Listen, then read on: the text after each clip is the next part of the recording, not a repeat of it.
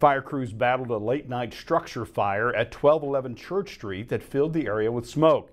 The initial call came in sometime around 10 p.m. on Tuesday. Shortly after firefighters arrived on the scene, a stairway and part of the unoccupied structure collapsed. Crews were able to contain the fire and stop it from spreading to surrounding structures. There were no injuries, according to Battalion Chief Paris Jenkins. News Press Now contacted the fire inspector on Wednesday afternoon, and there are no updates on the cause of the fire. St. Joseph Riverwalk Trail remains closed after nearly 3 weeks, but the city is determined to open that trail. Wet conditions have made it difficult for the city to clean debris left over from the Missouri River when it ran high earlier this month. Parts of the trail are covered in sand, mud, dirt, and tree limbs.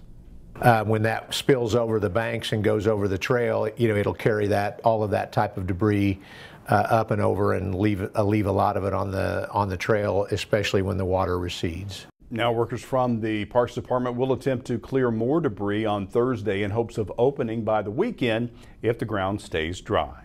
And who better to tell us if the ground will stay dry than Storm Tracker Chief Meteorologist Jared Shelton. Jared, what do you have for us? Well, at least for the next day or two, Charles, we are going to be in that more kind of quiet, dry mode with those pleasant temperatures and lower humidity as well. And we're continuing to make that transition today here. We do have a couple of puffy clouds that have managed to develop through the afternoon, so not completely open with those skies, but hey, the radar is clear despite a few of those clouds trying to build from time to time. And we have that nice northerly flow, which is also keeping our temperatures manageable. So still warm. You could still hop in the pool if you wanted to out there. It is summertime, but we've got some of those low 80s, so really this is not so bad with 83 degrees here in St. Joseph, and everybody kind of hanging out in that low to mid 80 degree territory. Later on tonight, we get another push of some cooler and drier air. That's going to allow our temperatures to drop into at least the lower 60s, and for some of us upper 50s, so kind of cool for those overnights and early mornings. Thursday afternoon, abundant sunshine with more of those low 80s for the afternoon. And hey, Friday,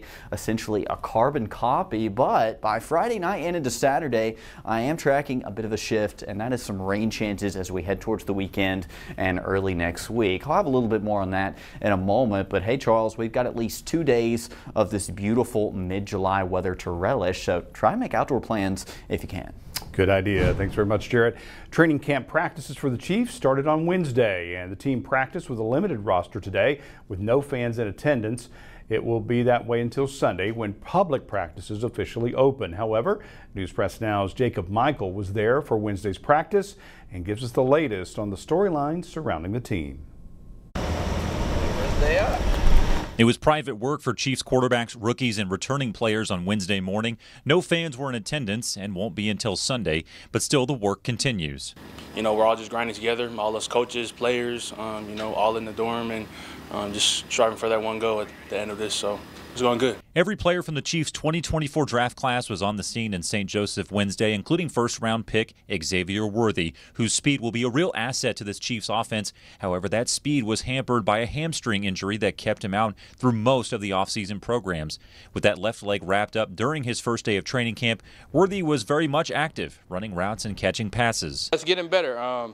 As I go, it's going to continue getting better, so I just want to be able to be out there with the guys and keep working. Worthy may not be the only rookie to contribute to the offense right away. There's still a question mark at the left tackle position for Kansas City heading into camp. Second-round pick Kingsley Suamataia is expected to be in the mix for that position as a rookie, along with second-year lineman Wanye Morris, who filled in for 4 games at the position last year. We're boys on and off the field, just trying to, gain that job, but we're both just working hard as best that we can. The Chiefs added depth at an already robust safety position by drafting Jaden Hicks in the 4th round of this year's draft.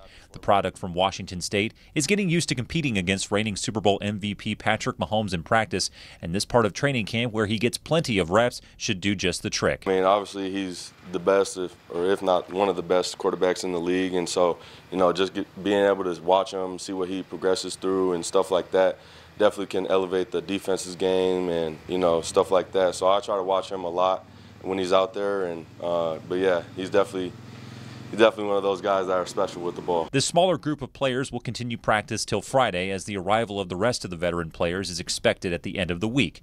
Jacob Michael, News Press Now Sports.